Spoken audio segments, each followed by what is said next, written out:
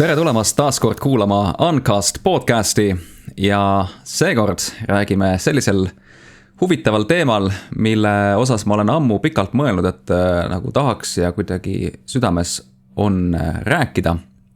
Ja selleks teemaks on siis taevariik või Jumala riik, millest siis ka Jeesus rääkis. Et kõlab, ma saan aru, et hakkame siin mingi piibli teksti rääkima ja piibliga pähe taguma või mingisugusest mida iganes. Usun, et siit võib tulla erinevaid arvamusi ja eks igal ühel on mingid uskumused, mingid seisukohad vastavad sellele, kuidas elu on elatud, mis on loogilisem tundunud, mis tundub tõesem, mis mitte, eks me teeme valikuid. Aga jah, täna siis selline teema, ma soovitan kaasa kuulata sellepärast, et ma olen 100% kindel, et sa ei ole nende asjade peale kunagi mõelnud sellisel viisil, nagu me täna siin lahkama hakkame. Nii et igal juhul tuleb positiivne saade, seda ma luban, ja minuga täna kaasas siin, nagu üldjuhul juba kombeks saanud ikka, Reimo ja Anatoli. Tere tulemast, mehed! Tervist! Tere! Nii et taevariik, Jumala riik, et see tekitab ilmselt erinevaid mõtteid, tundeid, reaktsioone ja nii edasi, eks. Ja sõna riik on seal sees juba, et siis nagu tekib selline mõte, et nii, see vist koosneb inimestest, oleks nagu loogiline, kus see Jumala riik siis asub, mismoodi see välja näeb, kuidas see toimib, mingit visiooni nagu. Igal ühel ei ole see nagu ühesugust visiooni ja ma arvan, et eks meist igaüks näeb elu mingil määral erinevalt, mingites asjades sarnaselt, eks, aga 100% ühesugust visiooni elust ja siis loomulikult ka sellest Jumala riigist või taevariigist ei ole siis kõigil ühesugune. Ma alustan sellest, et ma usun, et meil igal inimesel elus peaks olema mingit sorti visioon. Visioon oma elu jaoks, et kuhu me tahame minna, mida me tahame saavutada ja ka visioon sellest, et kes me ise oleme, eks ole. Ilmselgelt me kõik avastame ennast, eks ju, igapäevaselt ka. Aga teine asi, ma arvan, et igal inimesel mingil hetkel tuleb ilmselt valida see pool, et kas sa oled headuse poolel või sa ei ole headuse poolel, kas sa oled armastuse poolel või sa oled armastuse vastu, eks ole, kas sa oled valguse või pimeduse poole peal. Et ma usun, te nõustute minuga sellel teemal ja küsimus on ju tegelikult lõpuks selles, et kumma poole sa valid, et kuhu sa tahad oma eluga jõuda, eks ole, et mis tulemusi sa tahad. Kas sa tahad olla õnnelikum, tahad sa elada harmoonilisemat elu või mitte? Või on sul ükskõik või pigem valid sa sellise tee, kus on negatiivsus, tülid, hirmutamine, masendus, tühjuse tunne, ma ei tea, alandamine ja muu jama, eks ole, et siis see saab ka seda valida, aga ma ei tea, kui paljud inimesed seda nagu tegelikult tahavad ausalt öeldes. Aga mingi hetk peab igaüks iseseisvalt nende küsimustega tegelema, ise otsustama, mida ta teha tahab, kuhu ta elus liikuda tahab ja valida see, mis parem on. Ehk siis valida pool. Ja mina isiklikult olen selle valiku juba, ma arvan, lapsepõlvest teinud, et ma olen nagu alati tahtnud headust, et hea võidaks, et oleks asjad hästi, et oleks inimesed õnnelikud ja nii edasi. Ja mina seal hulgas, eks ole, et kes loomulikult ennast ikka välja ei jäta. Et ma usun isiklikult, et nii mõtlevad ka minu saatekaaslased siin, Reimo ja Anatoli. Äkki on teil ka mõned mõtted minu sissejuhatuse osas, võite siin kommenteerida nüüd vabalt. Jaa, tõepoolest, et see asi inimestel, et kuhu nad on oma eluga jõudnud, väga paljudel ei ole see koht, kuhu nad tingimata oleksid tahtnud jõuda. Ja tihti on kombeks siis süüdistada kõiki teisi ja asjaolusid. Küll on süüdi riik, küll on süüdi Jumal, et kuidas ta lubab seal kõigil juhtuda umbes. Aga ma arvan, et kuna ma usun, et meil on täielik vaba tahe teha oma eluga, mis me soovime, siis tuleb ka võtta vastutus. Alati on võimalus teha paremad valikud. Ja tuleb tunnistada, et sinu enda valikud on sind sinna viinud ja kaasa arvatud mind. Et kus ma praegu olen ja kus ma võib-olla ei tahaks olla. Ja siis ka minu vastutus on, kuidas siit edasi liikuda. Kas üks tähtis komponent on siiski ka abi küsimine, et ka see on minu vastutus. Loojalt abi küsimine on miski, mille vastu ma praegu huvi tunnen kõvasti. Kõik, mis praegu sa öeldud, et olen nõus ja kõnetab ja et see on väga vahva, et me nendest asjadest praegu räägime, et seda infot võiks alati rohkem ja sagedamini kohata. Et ma ise näen ka, et siin on tegelikult juba maast madalast nendest lihtsamatest asjadest alustada, et kumma poole sa valid, see headuse poole või see ükskõiksuse valimine, siis tuleb lihtsalt arvestada, et mida see tähendab, et teadvustamine, et mida sa väärtustad, et kuhu poole sa tahad liikuda, et selles suhtes looduses paigal seismist ei ole, et on ühes või teises suunas see liikumine ja kui sellele tasub mõelda ja vaadata, et kas see hoiak, need mõtted, mis peas keerlevad ja siis kas see kas nad on ikka sellised, nagu sa tahad päriselt või nad on kuidagi suvaliselt üles korjatud. Ma ise näen, et on võimalik elukvaliteeti oluliselt parandada lihtsate asjadega, et jah, ma tahan pidevalt areneda, olla parem mina, vaadata, mida ma saan selle jaoks ära teha, et on erinevad valdkonnad, kus saab ennast täiendada, arendada, juurde õppida ja praegune teema on väga oluline selles osas. Jaa, absoluutselt, olen ka nõus sinu mõtetega, ma ise mõtlen põhimõtteliselt samamoodi, jah, ka selline igapäevane pidev areng ja see on hästi oluline. Järgmiseks ongi see, et ma tooksin väikse sellise hästi lühikese kokkuvõtva selgituse, et kuidas mina asju näen, et mismoodi kogu see looja poolt süsteem on nagu üles seatud või paika pandud. Ehk siis ma ei tea, kui palju teie või ka kuulajad on tuttavad üldse selle piibli lugudega ja selle loomislooga, et kuidas algselt siis looja on siis kogu selle universumi siis struktureerinud, üles seadnud, paika pannud, peenhäälestanud ja kõike muud. Aga põhimõtteliselt, nii palju kui mina olen aru saanud, siis looja, kes on armastus, kes koostab armastusest, jumalikust armastusest, ja ta on põhimõtteliselt piirideta ja piiramatu olend, elav isik, hing, kes on alati eksisteerinud ja kes on siis hiljem ja kui igavikus üldse saab aega mõõta, siis mingil hetkel ilmselt ka loonud inimeste hinged ja loonud meile ka siis materiaalsed kehad ja kogu selle materiaalse maailma siin ka, lisaks vaimumaailmale, mis eksisteeris ilmselt juba enne seda ja kust me oleme ka ilmselt tulnud ja kuhu me ka tagasi läheme. Aga nii palju, kui mina olen aru saanud, siis looja algne plaan oli paradiis, ka siin maa peal juba. Ehk et siis, kui esimesed inimesed siia sai organiseeritud ja neil anti ka võimalus looja poolt omandada sellist asja, mida nimetatakse jumalik armastus, looja enda olemus, jumalik loomus, mis konverteerib või muudab inimese hinge, kui see täidab selle. Et millest looja ise koosneb, et meie hinged võivad ka koosneda sellest samast ainest või substantsist, jumalikust olemusest.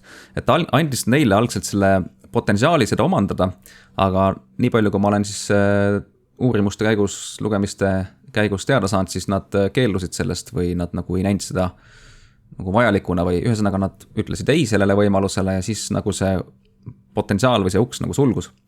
Ja toimus see pattu langemine, inimesed jäid oma pead, nad tahtsid olla sõltumatud loojast, minna nagu oma teed, hakata oma asja ajama ja siis kuidagi nagu nende konditsioon langes selliselt, et nende see maine mõistus hakkas nagu üle võtma ja kuidagi juhi rolli saama ja nii edasi. Ja asjad läksid kehvemaks, eks ole, ja nii edasi. Aga mulle tundub, et mingil hetkel asjad liikusid ka kuidagi väga negatiivses suunas, et toimus justkui mingit sorti nagu selle maatasandi kaaperdamine.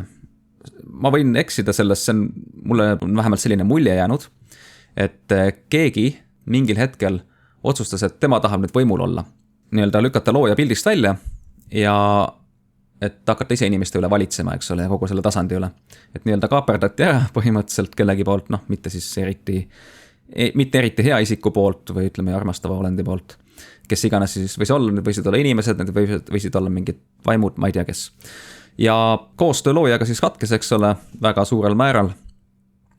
Aga alati läbi ajaloo on olnud inimesi, kes on tahtnud ikkagi seda suhet loojaga ja on hoidnud tema poole ja siis on need, kes on nagu olnud ükskõiksed või vastu või lihtsalt ignorantsed või mida iganes, eks.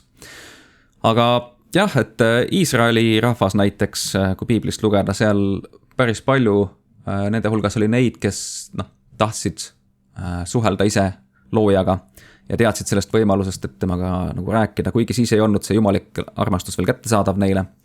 Aga siis Vana Testamenti ajal olidki need sellised nii-öelda siis prohvetid, jah, kes ka kuidagi mingil määral suhtlesid inglitega ja jumalaga, loojaga ja said siis ka infokübekesi ja kõnetusi ja igast asju ja insight'e tulevikku nii-öelda, ma ei tea, kuidas see insight eesti keeles on, aga selliseid nagu teadmisi, et mis tulemas on ja siis nad rääkisid seda rahvale edasi ka. Ja päris mitu erinevat prohvetit said infot selle kohta, et ühel hetkel on tulemas uuesti see nii-öelda see jumala armastuse kättesaadavus tagasi. Et kus siis nii-öelda inimese sisse kirjutatakse need nii-öelda siis jumala seadused, ehk siis need armastuse seadused. Et inimene enda sees tajub ja tunneb, et teab, mis see õige on ja mis on armastusega kooskõlas ja saab ise olema armastusega kooskõlas. Ja tuleb see nii-öelda see päästev arm, ehk siis see võimalus endasse omandada jumalikku loomust, mis peseb inimese pattudest puhtaks, muudab inimese hingekonditsiooni, tervendab, päästab, vabastab ja toob nii-öelda ühtsusesse loojaga. Ja võimaldab ka siis sisse minna sellesse taevariiki, millest siis Jeesus rääkis hiljem. Ja nüüd ma siis jõuangi selle taevariigi kontseptsiooni juurde. Tuli siis Jeesus umbes 2000 aastat tagasi.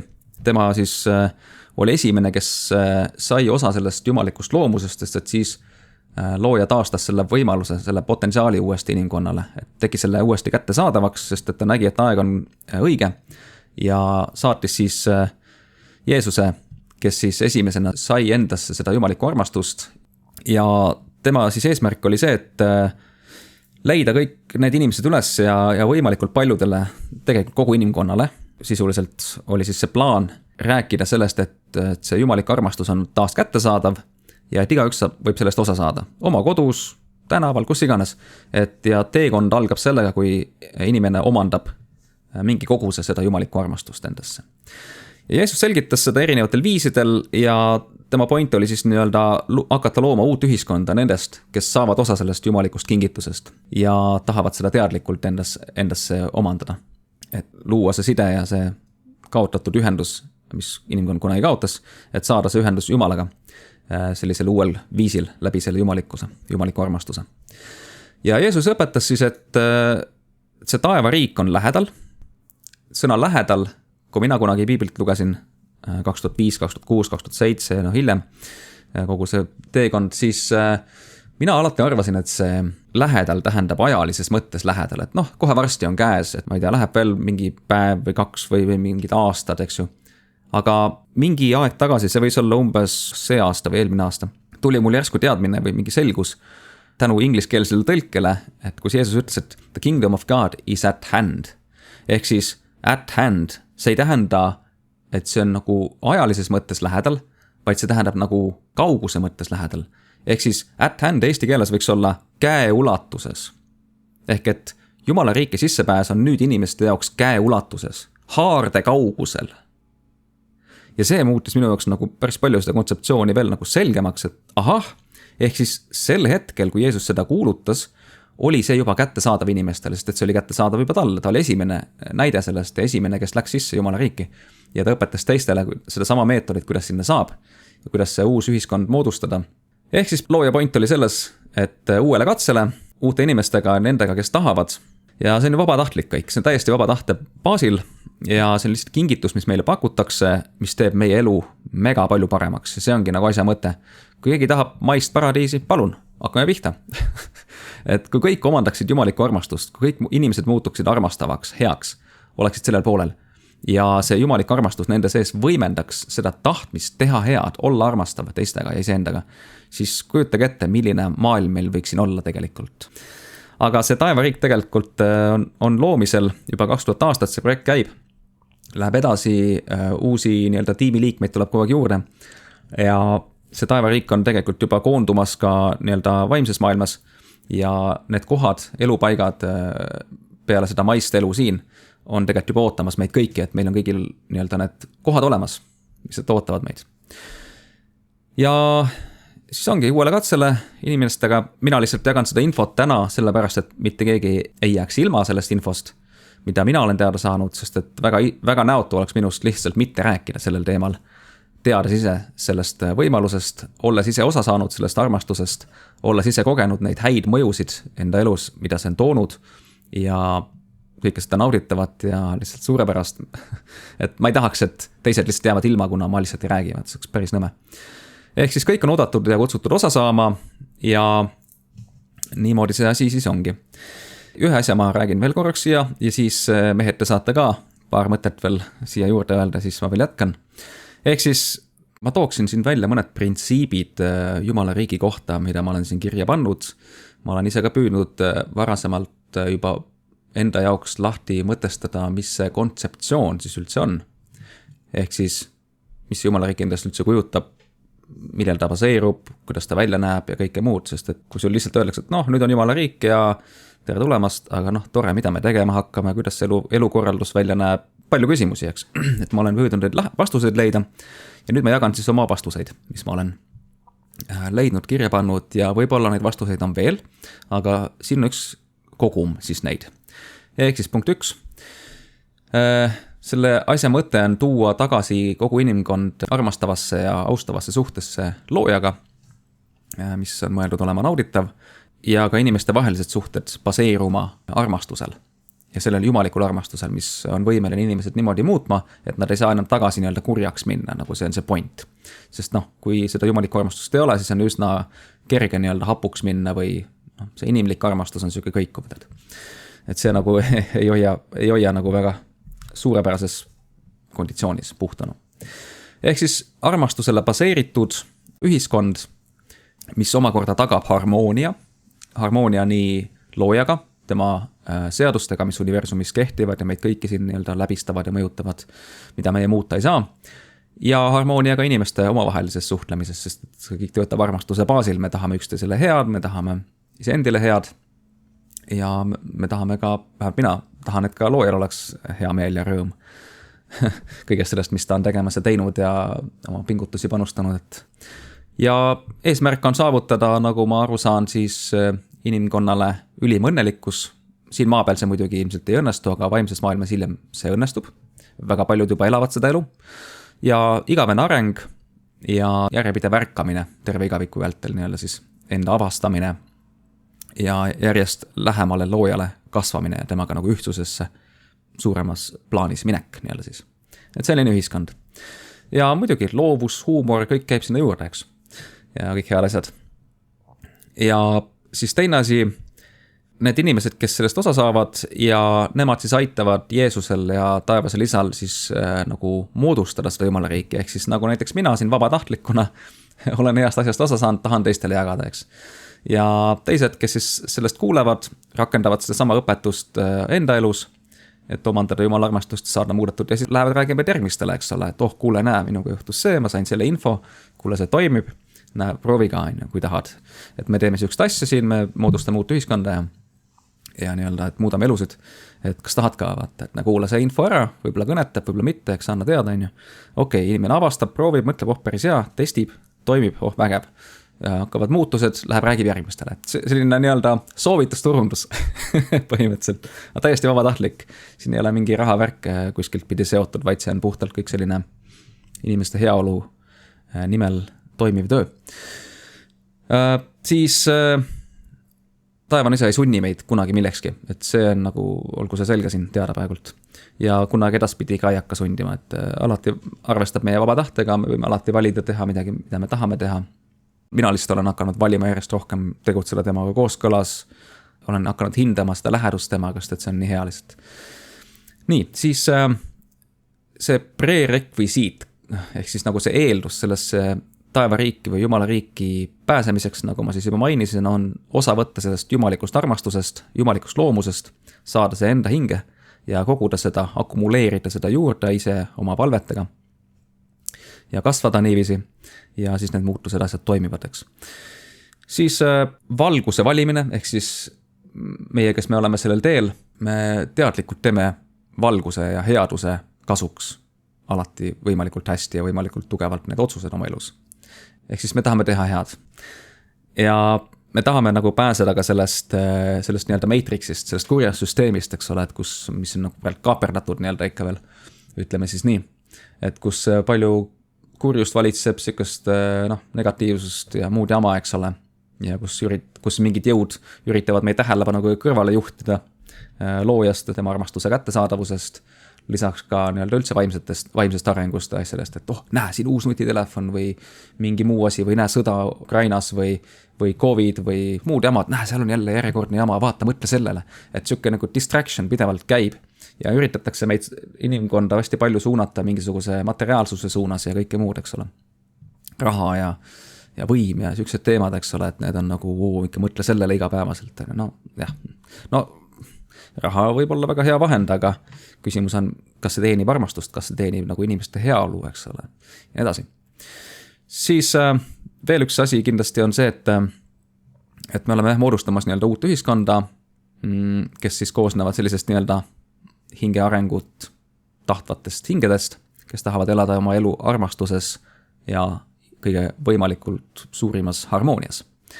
Ja kes tahavad isiklikult areneda, avastada oma ende, leida ennast rohkem ja teenida teisi. Et armastus saaks rakendatud ka teiste suhtes, mitte et see, et teed ainult enda elu heaks, aga kuidagi teised ümberringi kannatavad ja sul on nagu istud kodus niisama, midagi ei tee.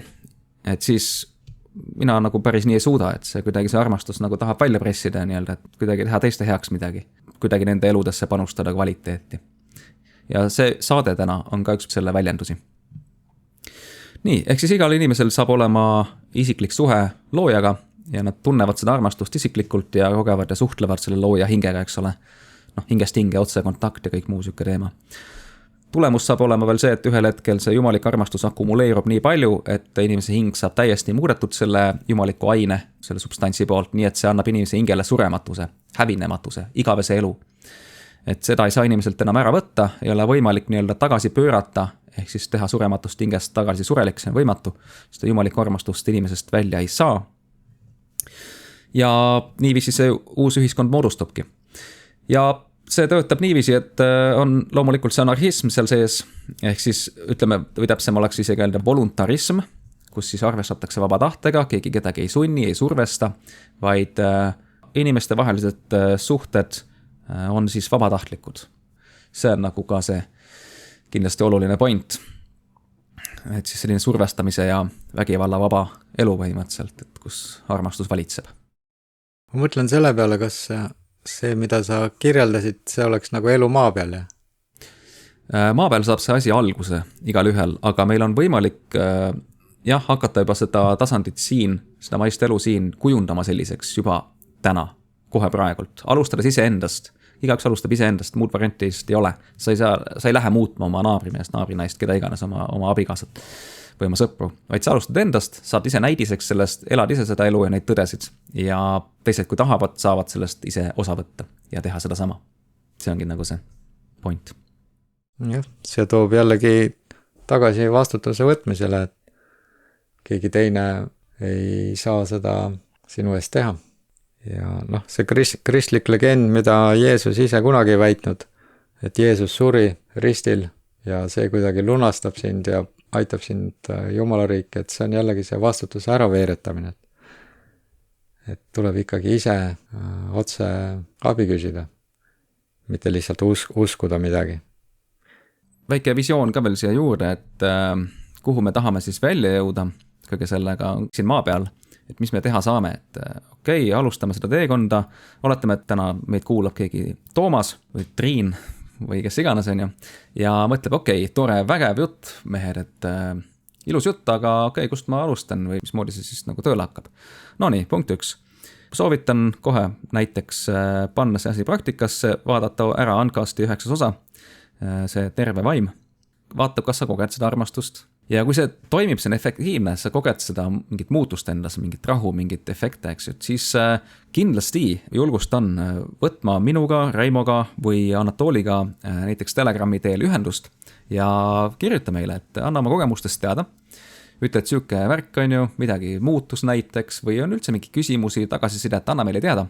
Või siis ka näiteks meie Uncasti Telegrami kaudu või kuskil mujal mingite kommentaaride kaudu, et anna märku, kirjuta meile otse ja me hea meelega suhtleme nendel teemadel.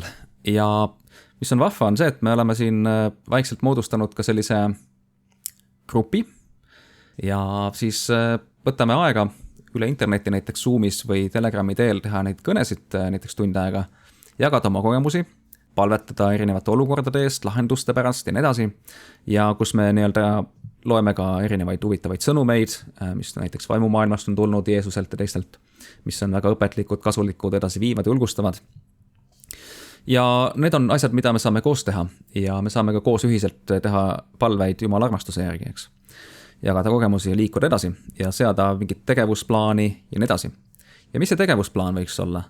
Me saame näiteks teha kokku tulles näiteks mingit tervenemisteenistusi, ala käed peale tervenemisi näiteks, et kellelgi jalg valutab, näiteks siis ma võin ise näiteks omalt poolt pakkuda välja, et panen käe sinna põlve vigase koha peale näiteks ja palvetan ja Jumal tervendab, eks ole, et sellised asju Jumal on näinud.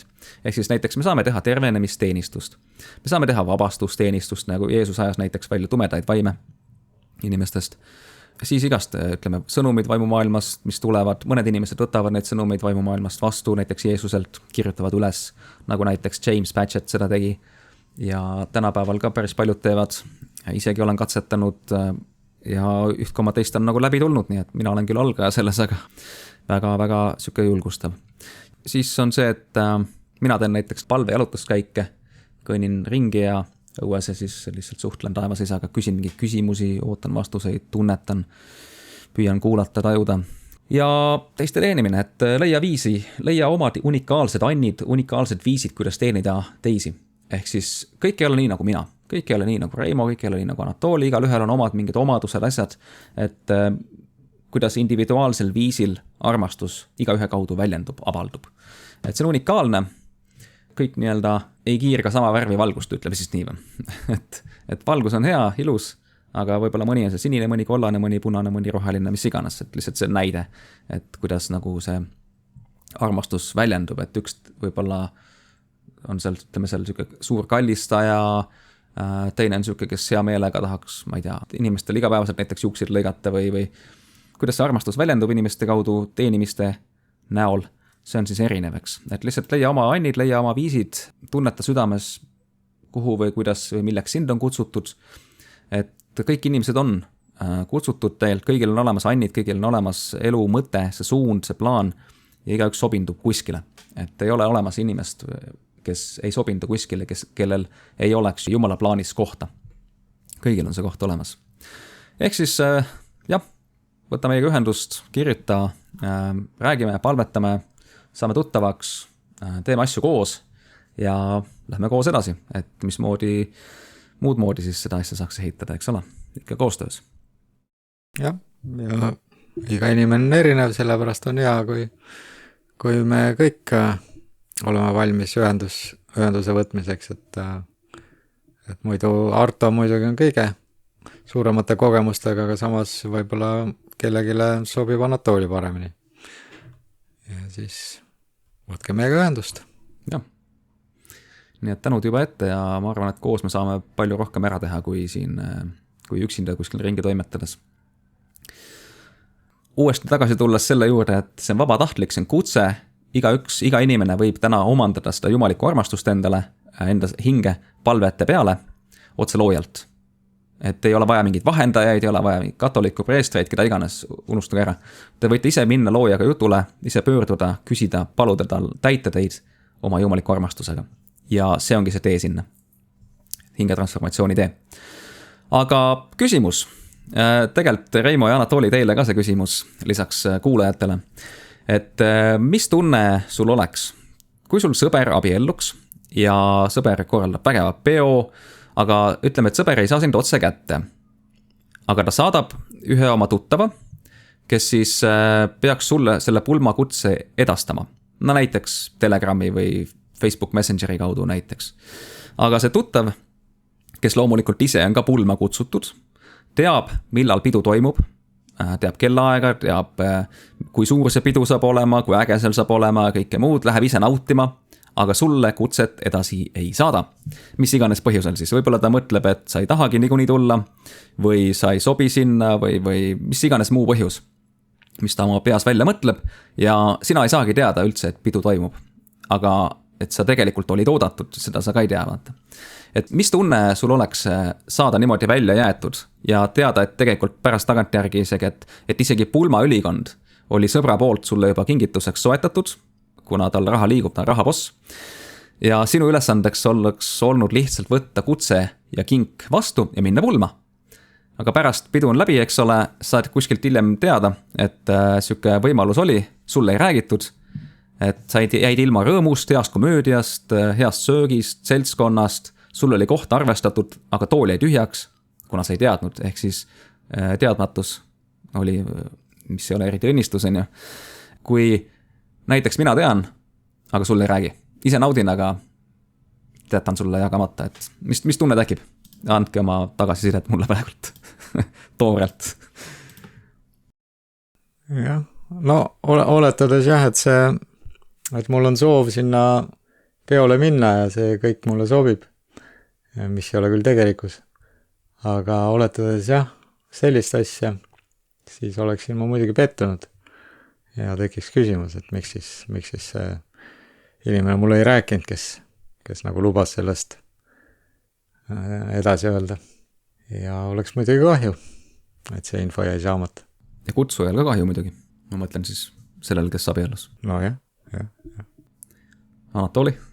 Kahju oleks. Ma näen, et kui on vähegi võimalik selliseid olukordi ennetada, vältida, siis seda mõistlik teha. Ma ise tunnen ka, et sa leiad midagi väärtuslikku olulist ja näed, et see teeniks ka teiste huvi.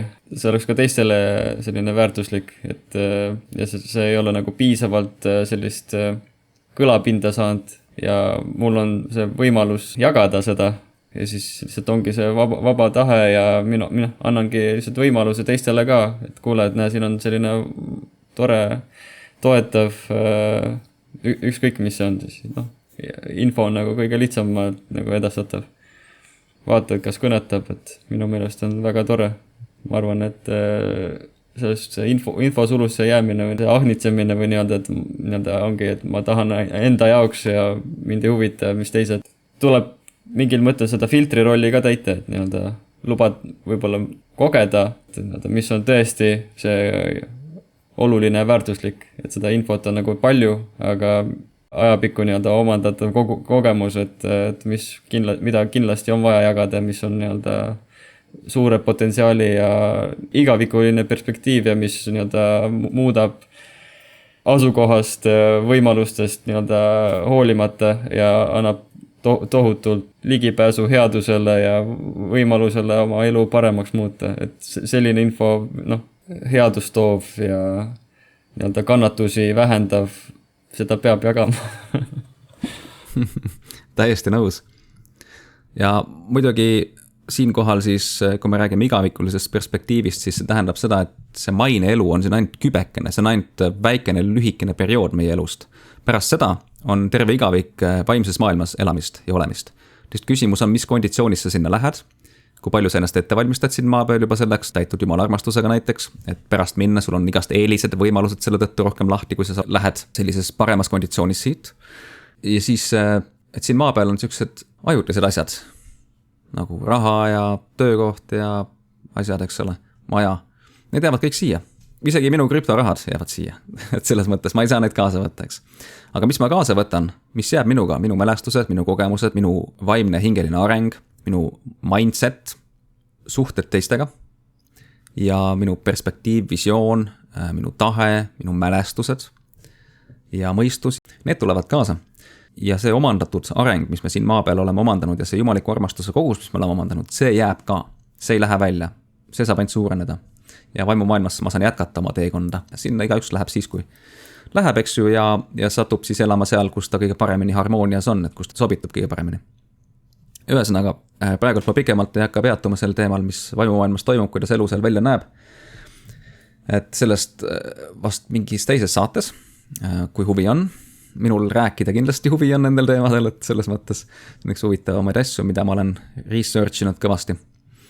Tänud mõtete eest, mehed, ning ma lähen siit siis selle mõttega edasi, et kui me räägime Jumala riigist, siis anarhistlikus võtmes tekib küsimus, et okei, nii keegi valitseb kuskil, on ju, ja kuidagi loojast, taevasest isast on käinud selline vale pilt inimestele, et mingisugune karm valitseja, kes ainult ootab, et sulle nagu ära panna ja sind karistada ja midagi, see on täiesti jama. Inimestel on sükst häma aetud ja jama religiooni ja ma ei tea kelle poolt. Et meil on tekkinud nii vale ja moondatud pilt nii loojast kui ka Jeesusest, kes on suurepärased isikud tegelikult ja väga-väga armastust täis. Mina nagu olen aastaid tasapisi avastanud seda, et mis tegelikult toimub, et kes see looja tegelikult on ja et ongi armastus ja tahabki meile head nagu reaalselt, siiralt. Ja ta on valmis seda omalt poolt tegema, kui meie lasemeks. Ja Jeesus on lihtsalt fantastiline ja püüab organiseerida siis seda Jumala riigi kokkupanekut ehk siis seda uut ühiskonda. Et tuleks rahvast juurde nii-öelda sellesse uude ühiskonda osa saama ja sellest jumalikust armastusest osa saama, et ehitada sellest uus kogukond, selline kogukond, kuhu tegelikult kõik on oodatud. Ükskõik, kas on vaimse puudega, füüsilise puudega, on kurjategija, et lihtsalt see Jumala armastuse point on selles, et see muudab inimesed.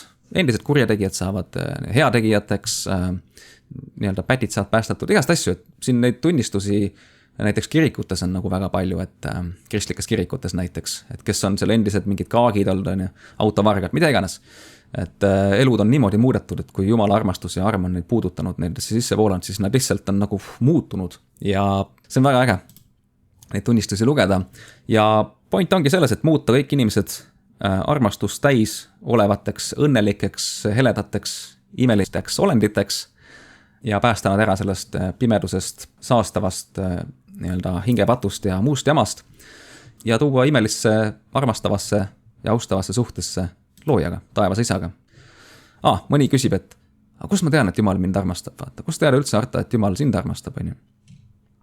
Minuga on see teema, et kuna ma olen nii kaua seal teekonnal olnud juba, siis minu jaoks on see olnud kogemuste kaudu muutunud tajutavaks. Ehk siis ma kogen seda armastust, ma tunnen ja ma tunnetan seda ja selle kaudu ma usun. Et see on see, et paned näpu lõkkesse, siis see kogemus või see tunnetus ütleb sulle, et lõke on kuum, selge, õpid selle kaudu, mitte et peaga ei kalkuleeri, huvitav, kas see lõke on kuum või ei ole. Et loogiliselt võttes võiks ju nagu olla. See ei ole see, vaata. Selle saab ümber lükata, kui sa paned näpu lõkkesse, sa saad sa pekk kõrvetas, siis sa tead täpselt, mis see tähendab, see kogemus. Ja kui sul on näpp nii-öelda pidevalt seal lõkkes, reaalselt see muidugi juhtuda ei saa, aga kui sul on pidevalt see suhe loojaga ja sa hoiad ennast selles armastuses, palvetad, sa koged seda, tunned seda oma hinges, siis see on reaalselt tuntav emotsioon, kogemus ja see on midagi, mida ma kogen, et ka nagu, kuidas looja suhtub minusse ja kõigisse inimestesse, ma tunnen seda armastust. Minu jaoks on see nagu selge. Kinnitan, et see kogemuse pool on see primaarne tegelikult, mis alguses on, ikka oli selline skeptitsism ja selline, et mis mõttes nad nagu ebateaduslik või nii-öelda, et see ei mahu pähe või mis mõttes, nii-öelda, kas ma nii-öelda kujutan endale asju ette, aga see reaalne kogemus ja see tekib see võrdlushetk, et vaata, kuidas asjad olid enne, kuidas ma enne asjadesse suhtusin, kuidas ma tegevused võivad jääda samaks, aga see hoiak või nii-öelda see kvaliteet on hoopis teine. Ja ma näengi, et jumalik armastus on, seda võib käsitleda, et sul on näiteks õhk, mida hingad, kõik saavad hingata. Sul on, ma ei tea, allikast tuleb vesi, kõik võivad võtta sealt allikast vett ja ma näen, et see on väga hea analoogia kõigele sellele, mis on nii-öelda kõigile vabalt kättesaadav. Ja kui sa ei lähe sinna allika juurde, ei võta vett ja kui sa hoiad suu kinni ja või nagu nina see hinga, siis jätad ennast ilma milleski, mis siin teenib. Ja sa saad ilma, ma ei tea, jumaliku armastuseta elada, aga see kvaliteet, ma näen, et see kvaliteet kannatab, sest ma juba enda kogemusest lähtuvalt näen, et on toimunud suur muutus ja seal on veel väga palju minna avastada ja see on täiega põnev teekond, et jah, ka minul on paar sellist toetavat kogemust ja nagu on ütlemine, et praktika on tõe kriteerium, siis tõepoolest, et tuleb ikkagi ise see välja selgitada, mis see looja siis on, kas ta on see kurja kättemaksu imuline, kes nõuab ohvreid pidevalt, või on ta hea ja lahke isa, kellest Jeesus räägib. Varem ka jaganud siin podcasti all see väike videoklipp, kus Michael Tellinger räägib, kuidas piibli esimene täht on ära võetud. Ja see selgitab minu jaoks nii paljutki, et kui see täht tagasi panna, siis selgub, et piibli esimene lause on, et algust isa. Algust isa lõi taeva ja maa ja jumalad ja need ehk Elohim oli see siis heebrea keeles. Ja need jumalad... Jah, või powerful ones ehk võimsad. Võimsad ühesõnaga hakkasid siis looma ülejäänud, sisustama seda maad ja reaalsust. Kuivõrd need ohvrijutud ja kõik need asjad vanas testamendis tõesed on ja kui on, siis käivad nad alati just nimelt selle Jehova kohta, kes siis nagu on erinev asi sellest algusest isast, kellest siis Jeesus minu arusaamist järgi rääkis. Ja siis väike inspiratsioon tuli. Ma olen seda Mandela efekti kõvasti uurinud, et kui hakata mõtlema, et kuidas see parem Jumala riigist inspireeritud elu siia maa peale tuua juba ennem surma. Et kui ületamatuse takistusena tundub see, et kõik inimesed peaksid olema siis normaalsed ja armastavad ja kuidas me sinna jõuame. Aga kui nüüd selle reaalsuse nihete Mandela efektide konteksti viia, siis kui sinu elu muutub tänu sellele abiküsimusele loojalt, siis sinu reaalsus muutub. No me teame, et see muutub, aga kui see muutub nagu tegelikult totaalselt, üleöö on kõik teisiti, kõik inimesed on teistsugused, igasugused düstoopilised projektid kuidagi vaibuvad ära. Selline mõte. Päris huvitavad mõtted. Küsimus on selles, et kuidas see minu arengut toetab, see teadmine, et mida see reaalsuse paindlikkus tähendab minu vaimsele arengule. Et see on koht, mille üle arutelud ma kuulan hea meelega ja kaasa mõtlen. Ja ma tooks veel sünkroonsuse mängu, et sünkroonsus käib, sünkroonsuse all mõtlen seda, et näiteks mõtled kellegile ja siis keegi helistab või midagi sellist. Ja no mul oli hiljuti juhtum, et ma rääkisin ühe inimesega, mul tundus, et ta solvus, aga meil oli vaja asju ajada ja siis ma ei saanud teda nädal aega kuidagi kätte. Ei telefoni, ei meiliga ei vastanud. Ja siis tegin palve, et olukord laheneks. Ja see olukord sisaldas ka seda inimest ja nii kui ma olin õues, niipea kui ma tuppa läksin, telefon helises peale nädalat aega vaikust ja ta ütles, et ta oli puhkusel ja olukord nagu lahenes, nagu ei oleks midagi olnud. Mul olid vahepeal mõtted jah, et solvus värki, aga varem ta ei olnud midagi puhkusest ja mul on teooria, et võib-olla see sünkroonsus tänu minu soovile, palvele muutis reaalsust, et ta oli minu peale solvunud, siis reaalsus muutus ja nüüdses reaalsuses oli ta nädal aega puhkusel olnud. Selline võimalus on ka, et kui nüüd põimida sünkroonsus veel siia reaalsuse nihete võrku. Kui see on selline hingeline vaimne, see on olukorra parandamine, et see ei ole see, et ma tahan, et mul oleks siin 10 000 järsku laua peal nagu silmapilkselt selles muidugi neid asju võib ka katsetada, aga alustada võib sellistest lihtsamatest või mis ei ole võib-olla nagu isekad, vaid sest nagu teenivad sellist headust, konkreetselt suhte parandamine, rohkem rahu, rõõmu, selline, et ei ärritu nii palju, palvetad, vaatad, kuule, et see nädal oli nagu hoopis teine tera. Väga äge. Tänud mehed oma mõtteid jagamast, hakkab vist juba otsi kokku tõmbama ka, et ei taha saadet väga pikaks ka lükata. Et siis õnnistusi kõigile ja olge väga hoitud ja soovin kõigile parimat elu.